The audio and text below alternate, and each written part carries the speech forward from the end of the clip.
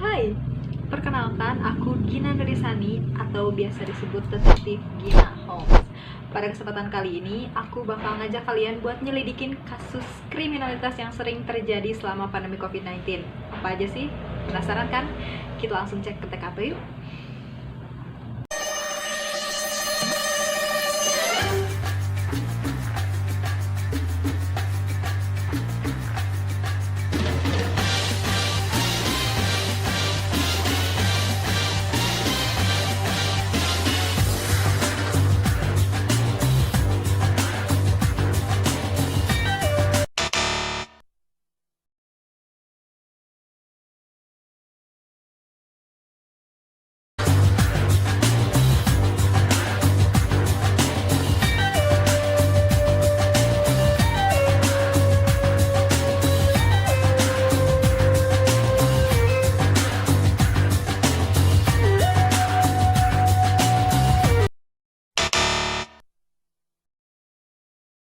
Hati-hati ya, kasus pencurian dapat dikenakan pidana dengan pasal 362 KUHP dengan pidana penjara paling lama 5 tahun dan denda paling banyak Rp900. Oke, kasus terakhir yang bakal kita selidikin adalah kasus kriminalitas korupsi bansos COVID-19. Nah, di saat semua orang sedang sibuk untuk mencukupi kebutuhan hidupnya, Menteri Sosial Juliari Batubara ditangkap oleh KPK melalui operasi tangkap tangan pada tanggal 5 Desember 2020. Nah, KPK telah menetapkan Juliari dan 4 orang lainnya sebagai tersangka. Selain itu, tahu gak? KPK menyebutkan dikutip dari nasionalkompas.com bahwa Menteri Sosial Juliari Batubara diduga mendapatkan fee sebesar 17 miliar. Wow, ini adalah salah satu contoh bahaya kriminalitas yang terjadi di masa pandemi COVID-19.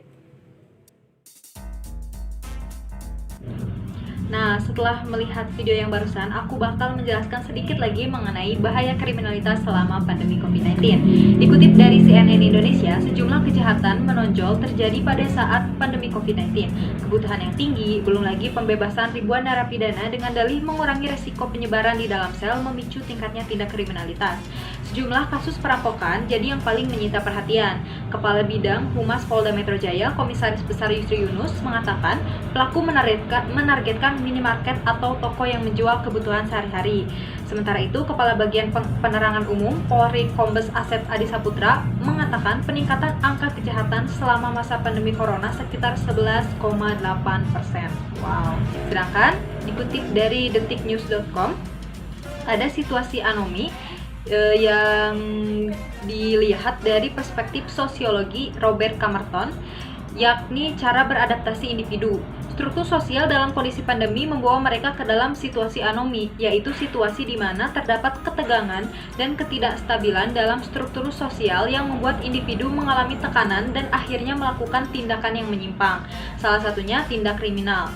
Ketegangan dan ketidakstabilan tersebut dipicu oleh pandemi COVID-19 yang kemudian berimbas salah satunya pada kondisi ekonomi masyarakat.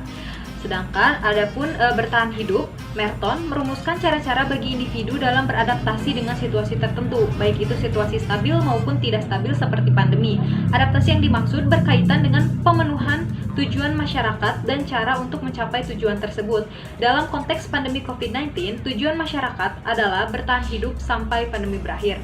Nah, teman-teman, dari yang sudah kalian lihat sebelumnya, ada beberapa kriminalitas yang sebenarnya sudah terjadi ataupun banyak terjadi sebelum pandemi COVID melanda. Tapi karena pandemi COVID melanda ini, tingkat kejahatan tersebut semakin menaik. Mungkin cukup sekian dari saya. Semoga teman-teman semua tidak melakukan tindak-tindak kriminal yang sebelumnya ya.